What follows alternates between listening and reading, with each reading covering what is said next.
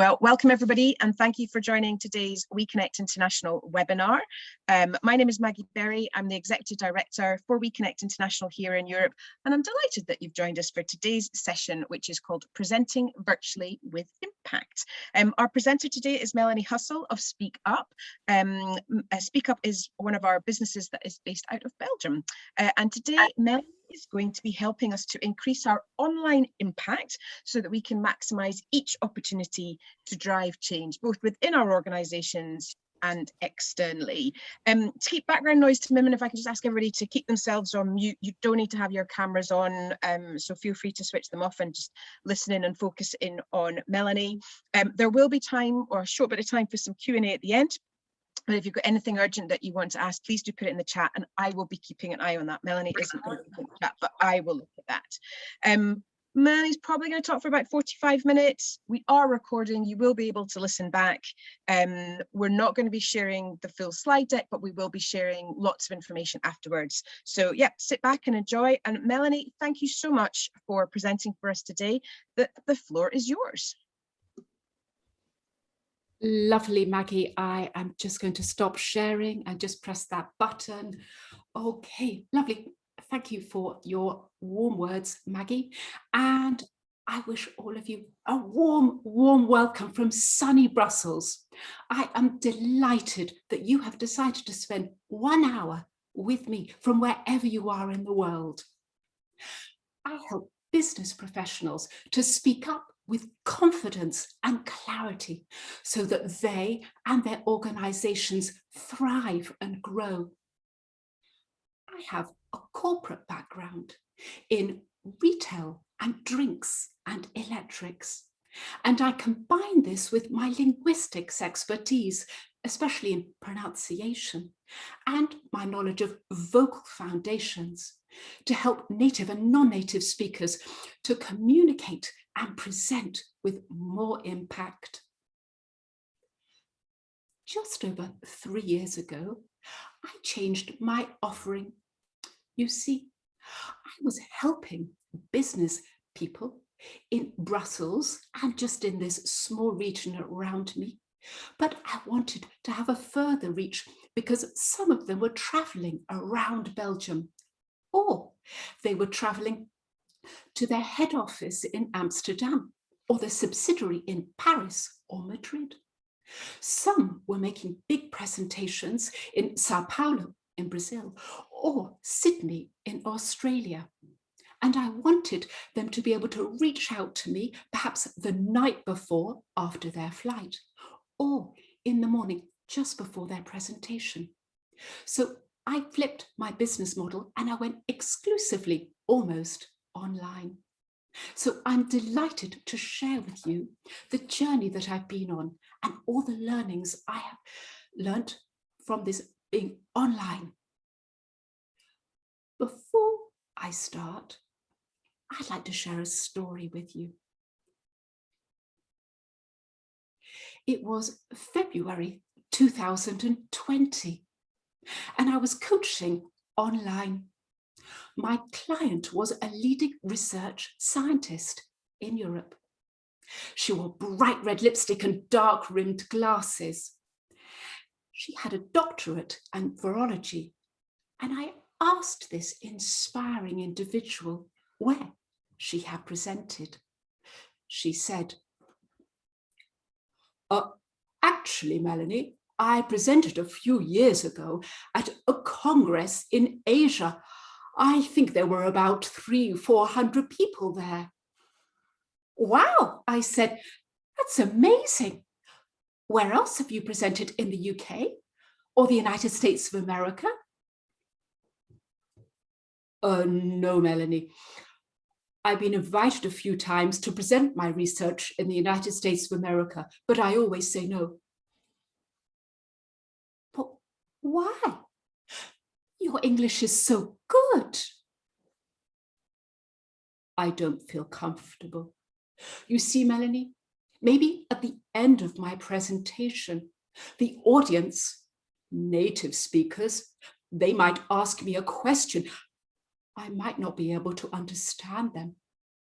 So I always decline.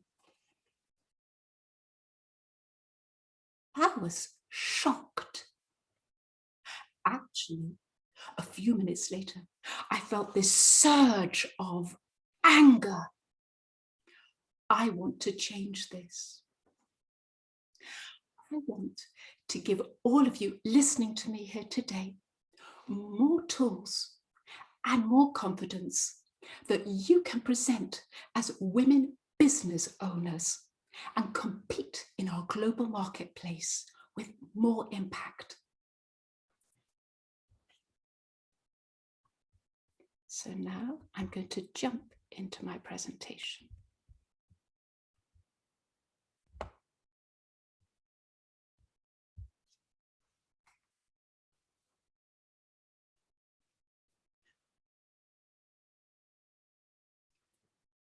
So to make an impact, to influence your audience, your listeners, the first thing you need to do is to engage them. So I'm going to start before just with finding out a little bit about you. I've shared a little bit about me. So if you can take your phone and just place it over the QR code, you should be able to automatically jump into menti.com. If you can't, key in www.menti.com into your iPad or phone and key in this 7-digit code. The 7-digit code will stay on my screen as I travel through the slides. So Mentimeter, I'm just asking Zoom for new share. So Mentimeter, if you haven't used it before, is a Swedish interactive presentation tool. And here, my first question is, I want to know how many times a month do you present virtually? I'm just going to move your pictures a little bit. So some of you never, and I can see, okay. So it looks like it's an equal distribution, but there is at least 60% of you that are presenting more than 3 times a month. That's a lot, requires a lot of energy as well. So you must be driving a lot of change. My second question is, I've got 5 statements here. On the left-hand side, you can see strongly disagree, and over on the right, strongly agree. Where are you with each of these statements? So you slide your finger along the lines and then press submit at the end. Excuse me, Melanie, I cannot see where I should be doing this. I think my screen was black and then white, and then I saw nothing. Okay. I can see none of you have. I can see your mouse, but it's a black screen actually. Okay. I can click, Melanie, I can see your screen. It's all working fine. Yeah, okay. I was about to say, I can't see technically where the, okay. Yeah, it's and I will, I'll try and help in the chat. I think it was Clarissa who asked. Okay, you know, Clarissa. Okay, thanks. Okay, fantastic, lovely. Clarissa, thank you. Hi, Clarissa. Okay, so I can see the responses coming in. So looking here with the 4th response, I always know how to pronounce English words. Sounds like we've got a lot of native speakers on this call, or perhaps very proficient speakers. Wonderful. But I can see on average, most of you are saying that you agree with most of these statements. That's great, but I think the reason why you're on this call today is because perhaps you want to move, and so that you can say strongly agree to all of these statements when you're presenting virtually. So I'm going to hopefully give you today some tips to help you move to say strongly agree to all of these statements. So I'm just going to return to my presentation.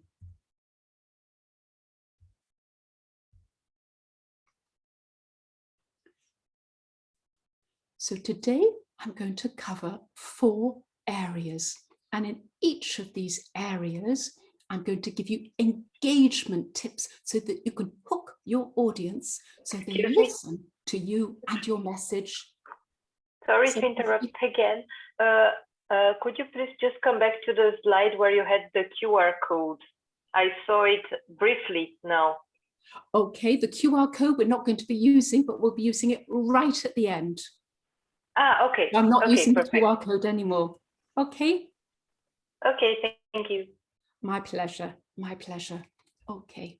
So my first topic I want to talk to you about is about your online presence.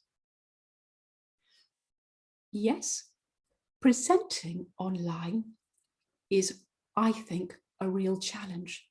But I don't think that many presenters really think enough about their audience and their listener, because they are challenged too. As you're listening to me, you're receiving, I know, many emails, social media posts.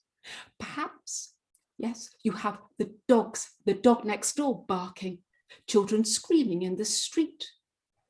Maybe when your children come back from school, you've got more distractions, or the cleaner is hoovering, or maybe your partner's making a cup of coffee.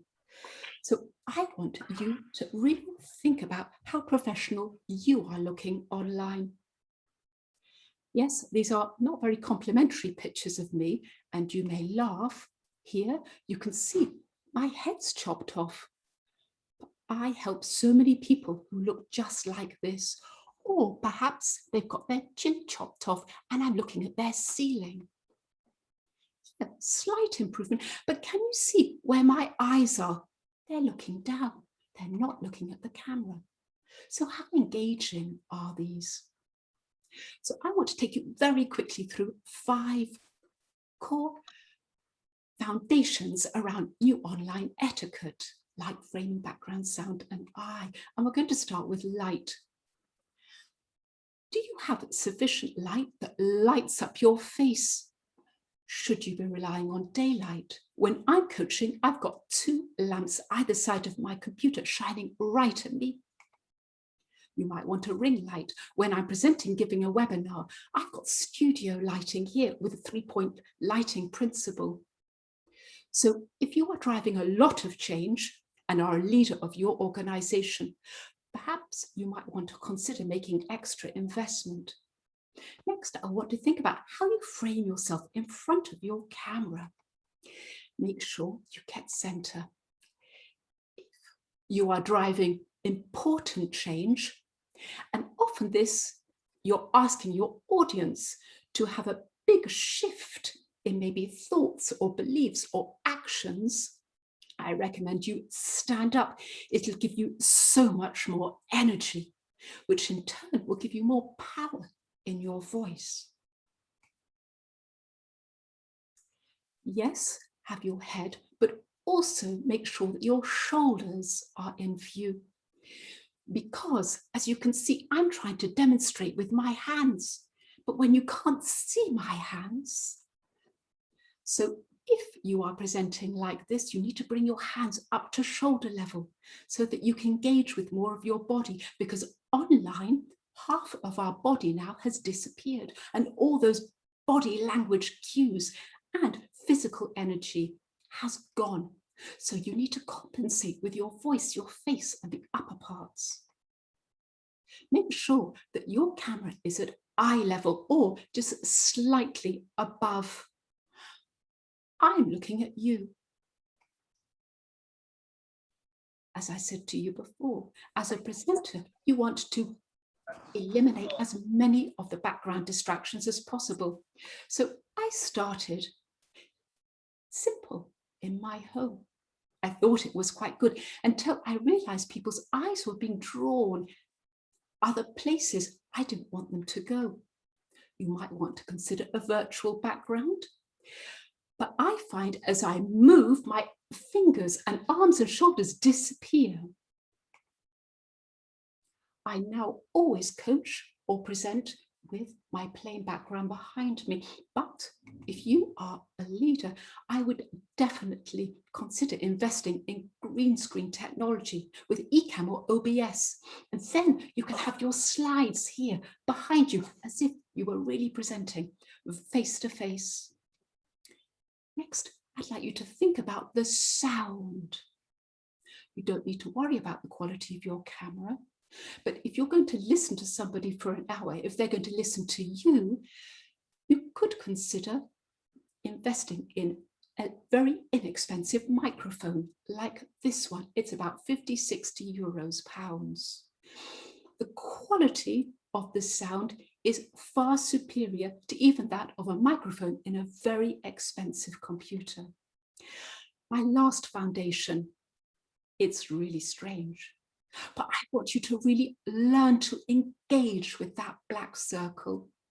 It takes a lot of energy, and I can assure you, before I came on this webinar today, I had to make my heart consciously warm and really imagine that you are just the other side of that camera. My next topic is around goal and structure. At the moment, I'm helping many people in the biotech and pharmaceutical industry. They make presentations all over the world.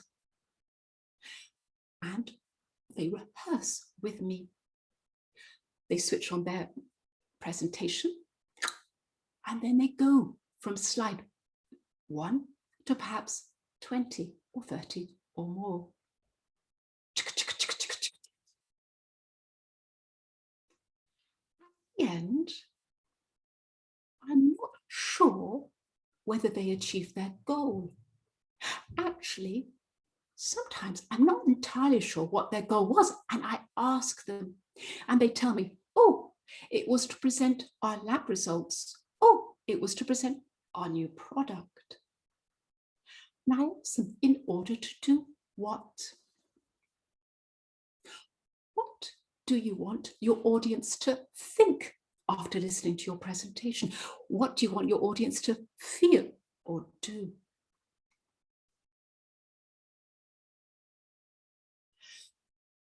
I'm just going to move all my pictures as my slides are covering up. Just 1 second.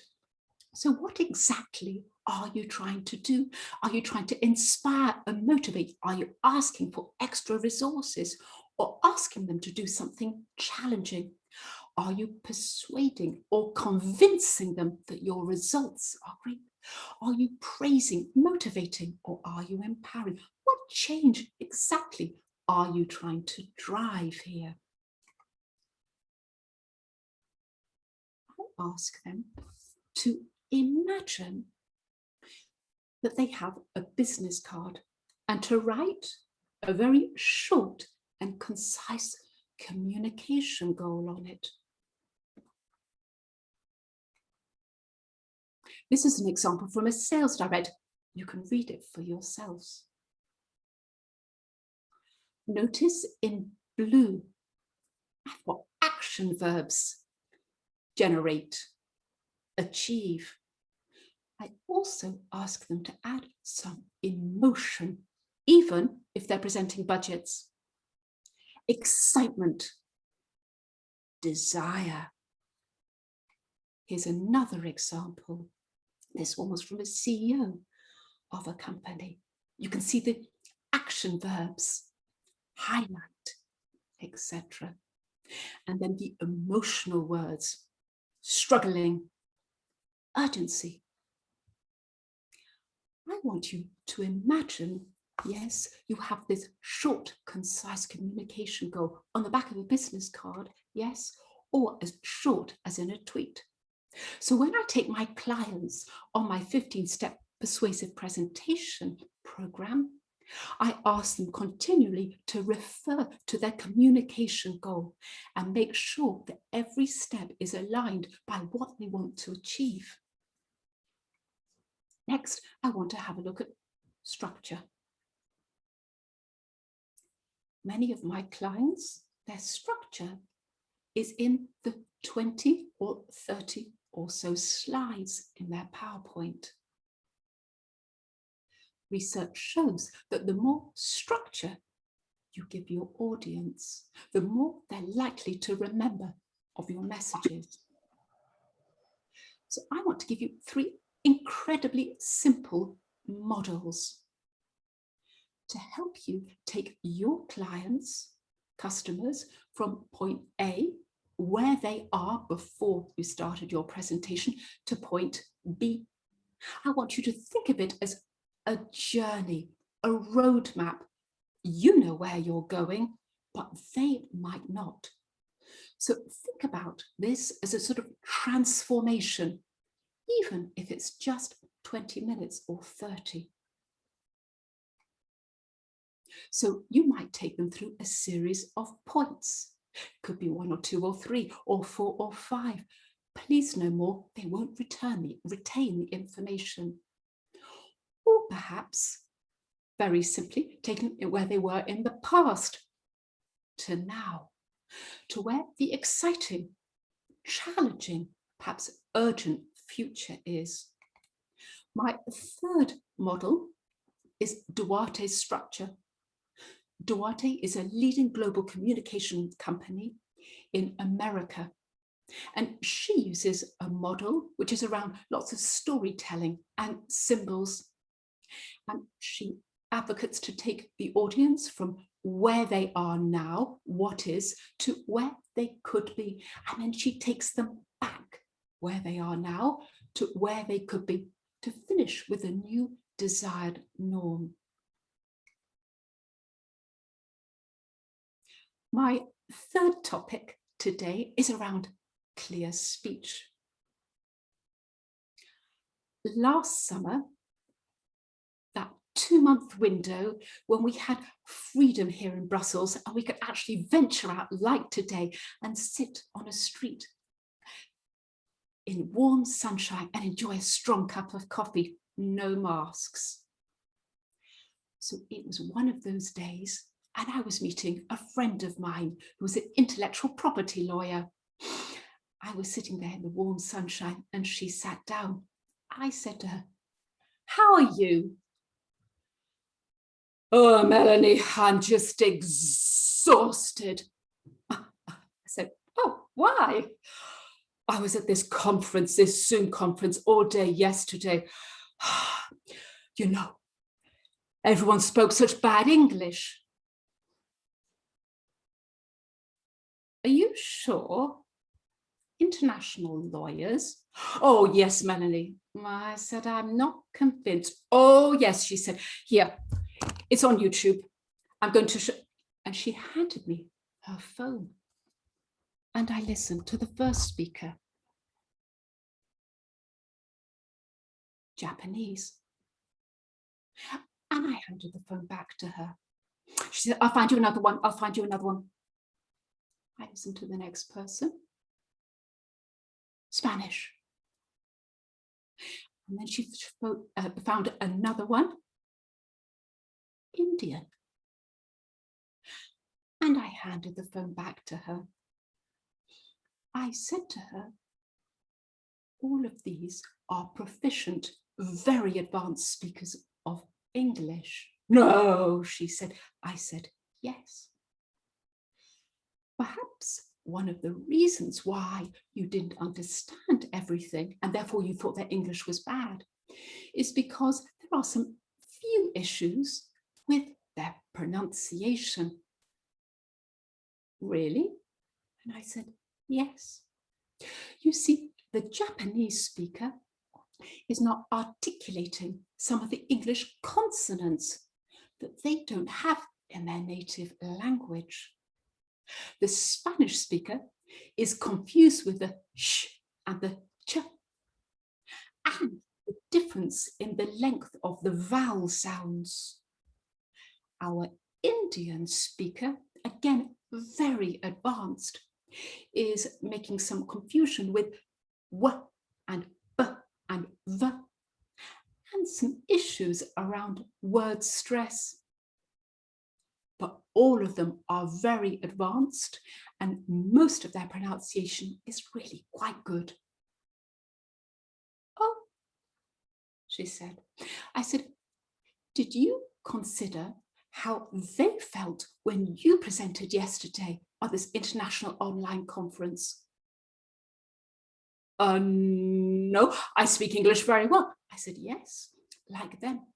Actually, I know you're proficient in 5 languages, but as a French speaker, you have the common mispronunciation errors with your consonants and your vowel sounds.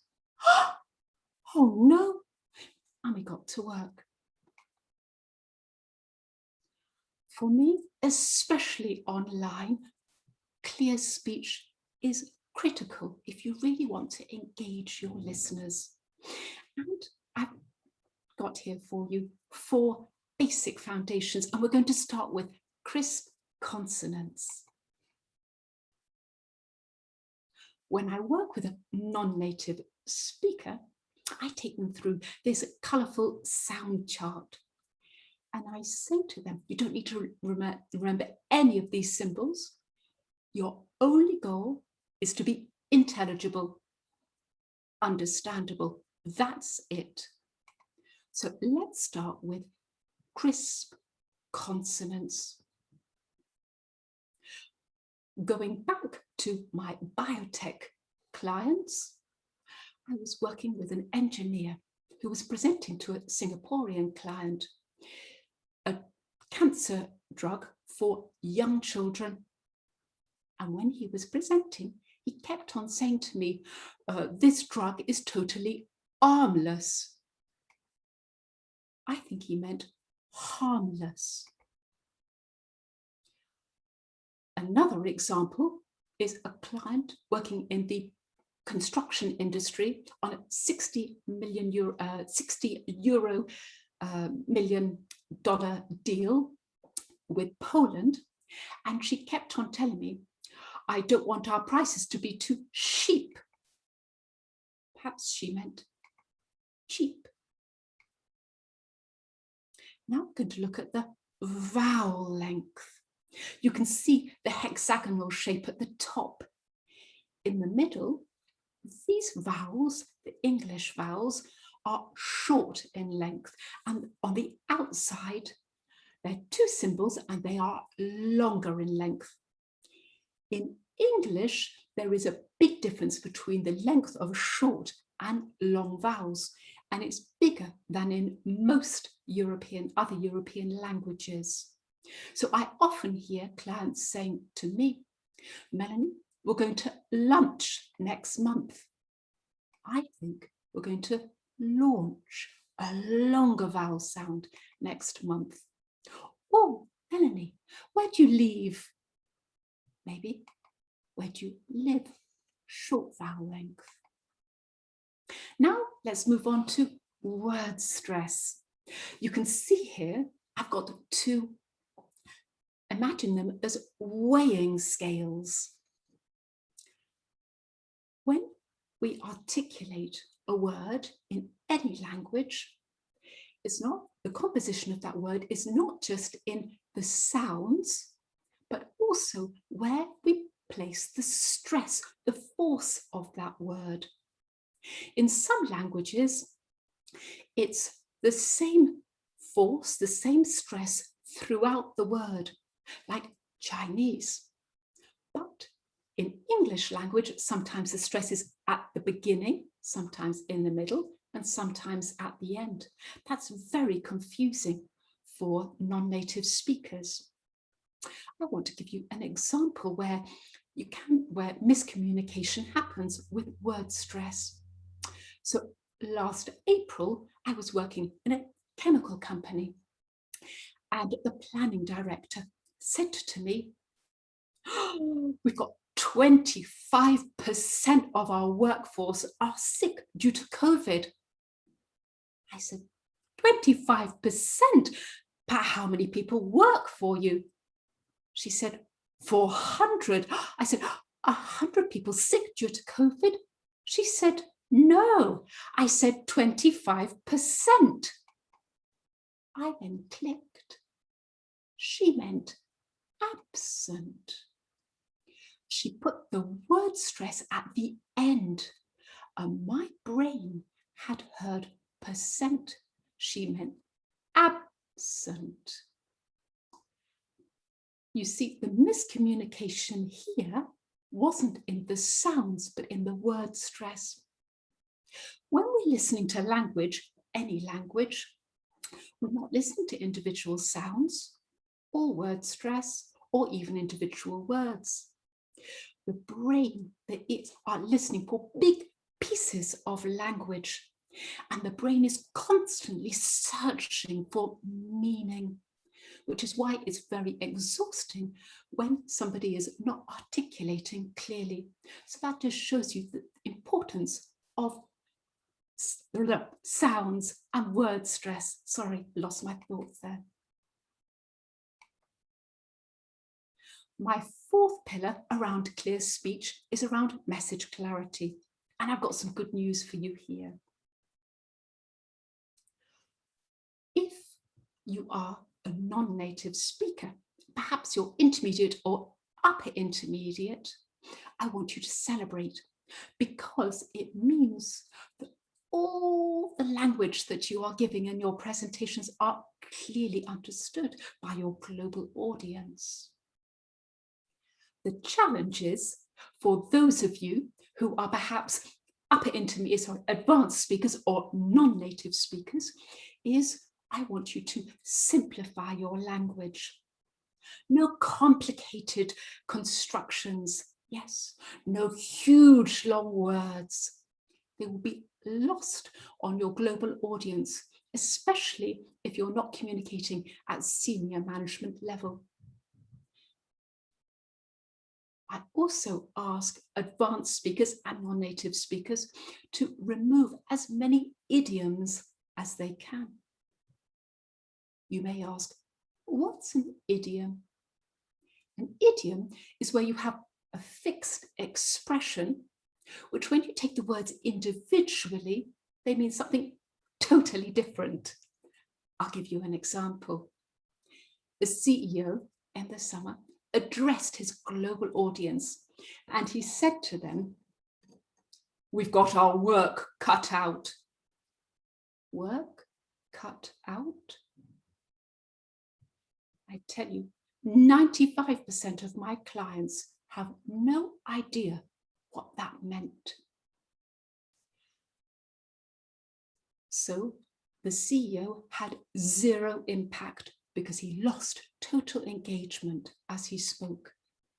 Research shows that if you articulate, the brain retains more of the message. So that's important for native speakers who have a tendency to speak very fast and articulate less than non-native speakers. I have some more good news for you. There's no perfect sound.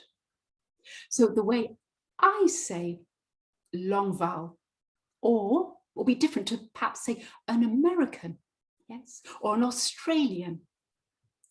Your challenge is to make a distinction between your short and your long vowel sounds, or the clarity of your consonant. Moving on from that, there's no perfect accent. Yes, my British accent is no better than an American, yes, or someone from Northern England, or my colleagues who speak excellent English in China or India or somewhere in the Middle East. So if you speak with clarity, I want you to be proud of your accent and say, this is my English, my accent, because remember, at the end of the day, your goal is global intelligibility. My last piece of engagement tips today is around vocal foundations. And for me, this is quite often where the fun starts. When many of my clients present, sometimes I find their voice can be a little bit monotone For instance, you might have somebody who speaks with a very low, slow voice. Or you might have somebody who speaks with quite a hesitant, soft, medium-paced voice. Or you might have somebody that speaks with a very high, loud, booming voice. It can be quite tiring, or at least not very engaging, to be listening to that voice constantly for maybe half an hour or an hour. Your voice is a powerful instrument, and you can learn to play with it. So when I take on a client, we work through 5 vocal foundations, and in the middle, sentence stress. And I'm going to share with you 2 of them today. The first one I always start with is around pausing.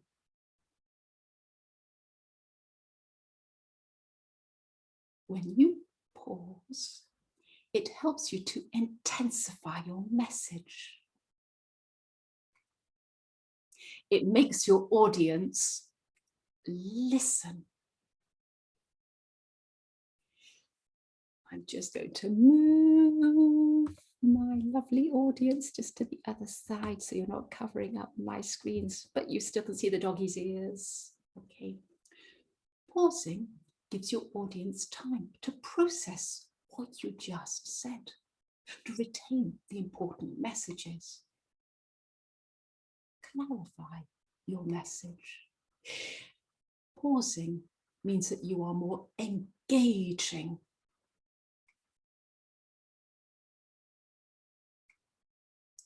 So what does this do for you? Pausing helps you to collect your thoughts, prepare for your next opener. It forces you or gives you that moment of silence where you can construct a simple and concise next message.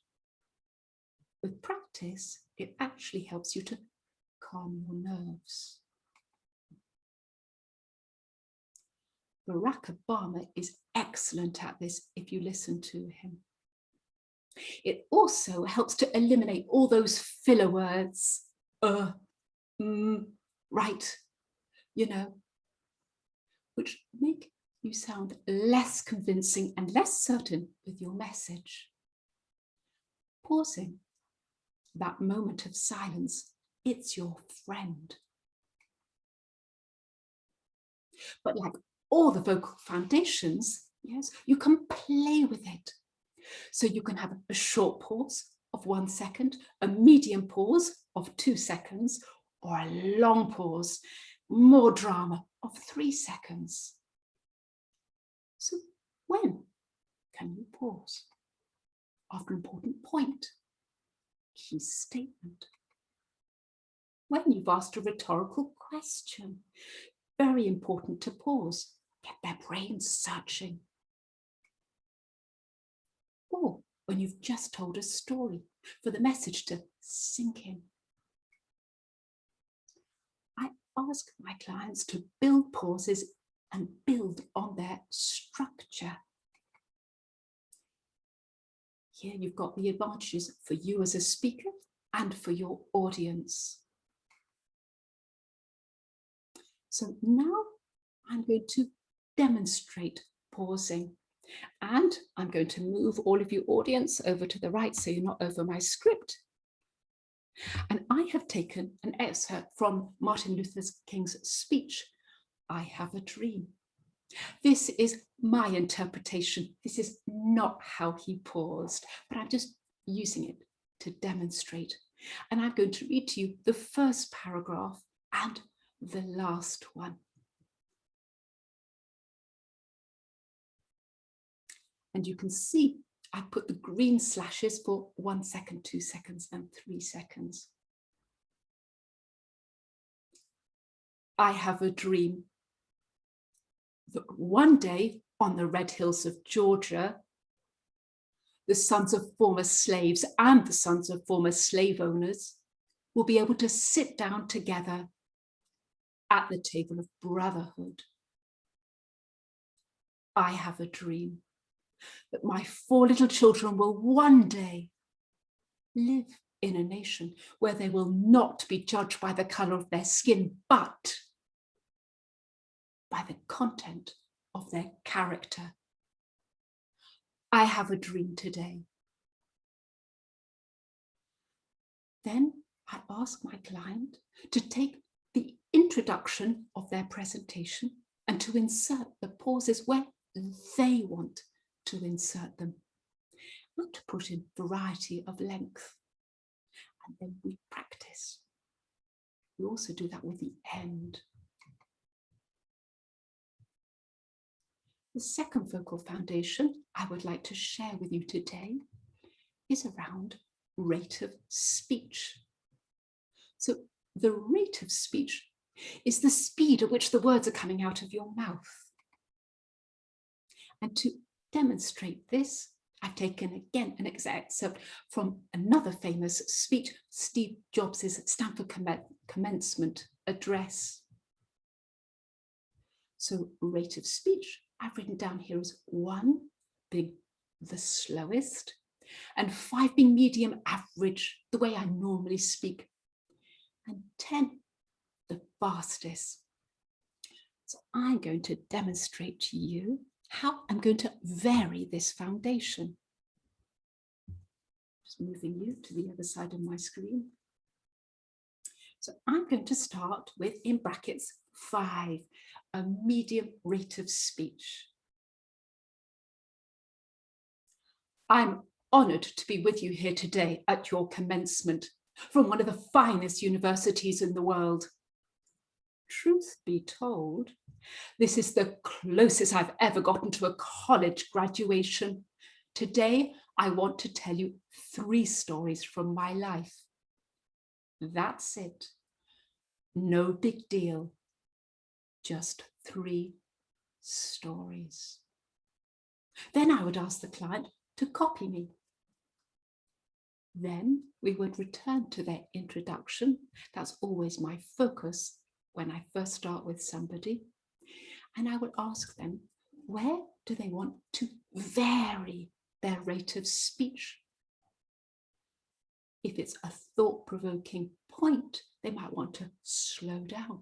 But if it's something they want to motivate and excite people, they might want to speed up. So I hope today I've given you some engagement tips around your online presence, checking your lighting, checking your background. Are you engaging with that camera?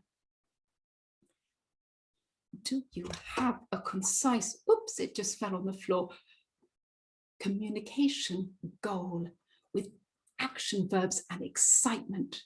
What structure have you chosen? Are you articulating the correct consonants so you don't exhaust your listeners? Are your vowel sounds correct? Do you understand fully the importance of word stress and know where to place it? And lastly, are you playing with that very powerful tool that we all have with pausing and rate of speech?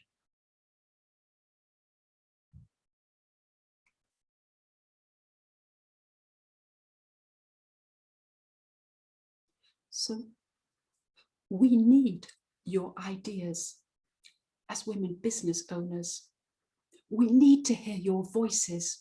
I encourage you, actually, I challenge you that when you present virtually, you present with much greater impact.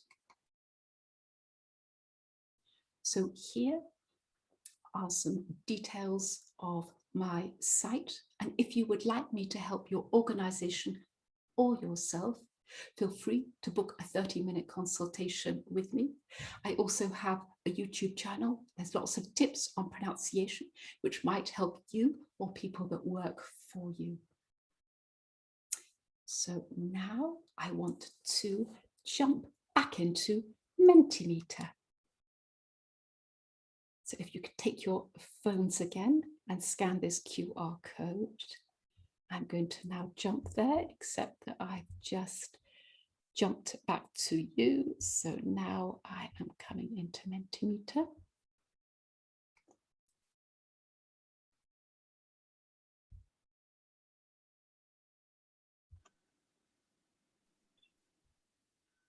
Could you please show again the QR code?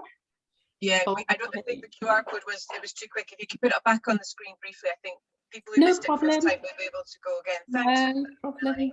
Thanks, Maggie. I'm just taking you back there. There we are. Okay. Hopefully you've got it. Sorry, Michelle. Right. I've got that. Hopefully everybody's got it now. And if not, okay, I'm just going to go now and jump into Mentimeter.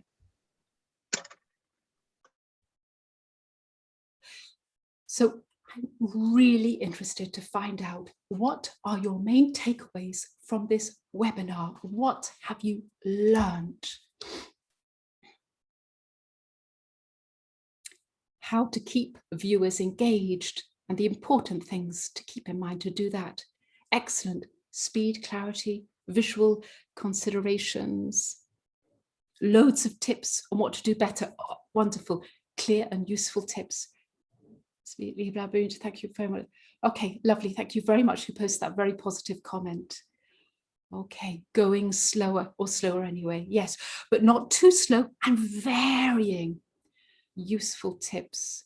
So I should be able to scroll up. Usually I can scroll up. Prepare your speech and train, practice. Very good tips. Wear a jacket. Oh, you don't need to wear a jacket. It's only because I'm on show today. Very good tips. The importance of engaging and re-engaging. I think it's a tough ask presenting online, but remote communication is set to double. And many of our leaders and managers are not prepared for it. So you're going to have to influence far more from your home or your empty office. Great overview of the many factors that make a presentation impactful. For non-native speakers, it's very challenging to use the right pronunciation. Yes, it is. If you use a good online dictionary and practice like a parrot, that's one way you can help. Be proud of our accents. Yes. Articulation and feeling comfortable with pauses. Pausing. Write down your communication goal. Yes, I love it. Okay, wonderful. Super. So now I'm going to go to my last Mentimeter slide. In one word, can you describe this event?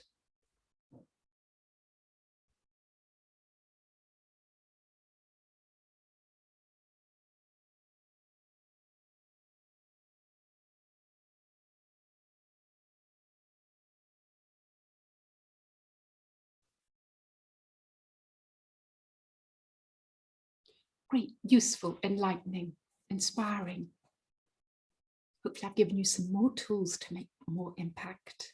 Encouraging.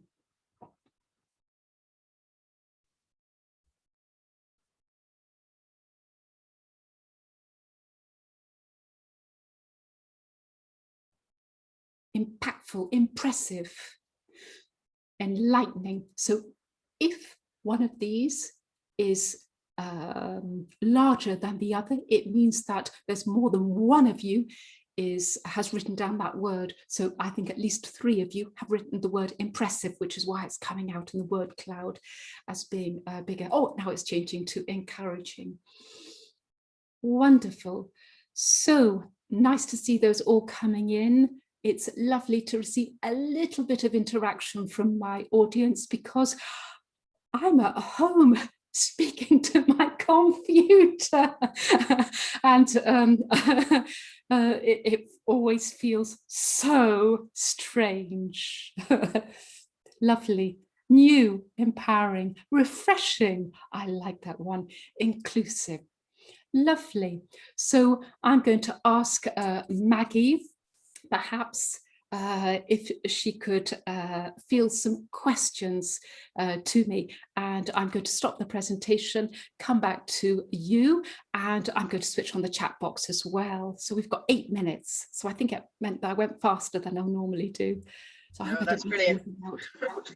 Thank you, Melanie. That's fantastic. And as I already said, lots of great tips and insights. So thank you for that. And I know individually for me, I was the one who said speak slower, because I definitely go fast and sometimes forget there's an international audience and go too fast. And I think your other comment about the backgrounds is a really practical one as well, because we have, for example, backgrounds that work provide. So I don't have it on today, this is just my office, but certainly when I'm doing big presentations, I take myself actually down into our dining room, which is a more formal background and isn't as cluttered. And I can see when I see professional speakers, they often have a very clean background. So very, very good. All right. I'd be really interested to know, and I this is maybe more on behalf of the group, around when you work with somebody individually on presentation skills, how do you measure the results with them? How do you approach that? Oh, very good question, Maggie. So when I'm working with a new client, I ask them, because now we've all gone online, if they can send me a video of themselves. So I take that video and I'm analysing the 4 foundations, but I go deeper than I did today. And then I ask them how they're going to measure their success, and I'm writing down how I'm going to measure it. And then right at the end, when they're doing more presentations, again, they've got more videos, and there you can see very clearly, or they can see very clearly the difference. It's usually huge and very empowering. Brilliant. So a very visual approach to measuring that. That's brilliant. All right. If you do have any questions, please feel free to put them in the chat, or raise your hand in the chat, and I'll or flag in the chat that you want to ask a question. I'll ask it around. So we've got one from Susan asking, do you have any tips for English only speakers to engage more positively with non-native English speakers? And I think that links to what I said, which is I end up going too fast and forgetting. So any top tips for English speakers with a non-native English speaking audience? I think I probably touched on the 2 main tips is to go slower, but not to be monotone. Don't lose that engagement. So you need variety. Keep your language simple. Don't dumb it down. That's not what we want. But again, don't need complicated constructions. Get rid of those idioms. They are a nightmare for most speakers. I have another tip, but it's quite a linguistic tip. It's around phrasal verbs. Now, most of you, before I became an English teacher, I didn't know what a phrasal verb was. So, for instance, you take a short verb like make up for. Make up for. That means to compensate. But make up for sounds very simple to your ears as a native speaker, but again, it's quite advanced English. So when you're using phrasal verbs, it's a short verb with 1 or 2 particles, usually prepositions, you will lose your audience. But linguistically, that's quite difficult. So when I work with a native speaker, I identify all the phrasal verbs that they're using that I know are high-level phrasal verbs, and I ask them to remove them. But again, it depends who they're communicating with. Yes, if they're communicating at management level, then it might not be a problem because they all might be advanced speakers, but quite often not. So that's another tip I have. The other tip I have is to give non-native speakers the permission to stop you and ask for clarification. So you pass the baton to them and you say to them, many native English speakers only speak English and maybe 1 other language. Most of my clients speak 3 or 4 languages. It's incredible. So yes, I want native speakers to be more humbled and say to their non-native speakers, stop me, challenge me. Does that help? Great advice. And I don't know where to find it. I saw a grid once about, not about phrases, what we said, what a British person says, what an American hears, and what a non-English speaker understands from just turns of phrase. And it was a comedy thing almost about, you know, understanding about, yeah, that kind of sounds okay, and the person going, that sounds good. And actually for an English person or a British person, it probably means, yeah, it's not okay. So it's about nuances, really, I think, about maybe sarcasm. But okay, we've got a couple of extra questions. Clarissa, I agree with you. We're not alone in feeling a bit odd kind of talking to a camera. So we're with that. And then I've got a question from Chantal who's asked, what's your best tip for changing the tone, the variety and the tone of how you're speaking? Any kind of best top tip on that? You need to decide what emotion you want to put into your presentation. And that's one of the reasons why I work with this communication goal. And whether you are going to adopt a motivated, excited, inspirational tone, or whether it's going to be neutral, perhaps you're presenting budgets or facts or figures. So then you want it to be perhaps more, to be calm, more sincere. But there might be, you also might want to have a more cautious tone, or perhaps be more assertive, or perhaps very serious. So look at your presentation and decide where you're going to change the tone, because you don't want it to be monotone. Does that make sense? So when I'm writing out a presentation, even today, I write where I'm going to change my tone. Does that help? Okay, brilliant.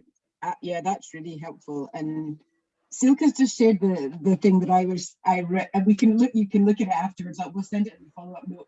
It's the table which shows and actually I forgot, it's about what British people say and what other people hear. And again, it's slightly tongue-in-cheek, but very helpful. Very helpful to have a look. All right, we're nearly on the hour. Holly just asked, how can you judge the level of your community?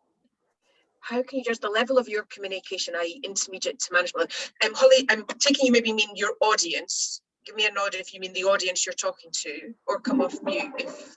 And you talk about English level as opposed to communication skills.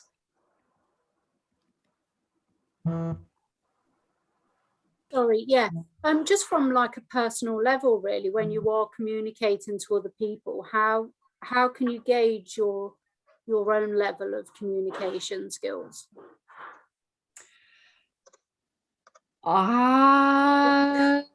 Sorry. I don't have a quick answer there as to how you gauge your own communication skills. You probably would need to do a 360 feedback, ask your boss, your subordinates and your peers. They would be the best people to give you some feedback of where your communication skills are at the moment. But they're something that can be improved, really. Yes, some of communication skills are innate, but I've shown to you today, especially with the voice, there are tools out there. It's a bit like learning to be a leader or learning about strategy. You just need to know what the tools are and then to work at them and reflect, redo. Perfect. Thank you. Thanks, Holly. Great question. All right. Well, we're on the hour. We're just over the hour, so we're gonna wrap up.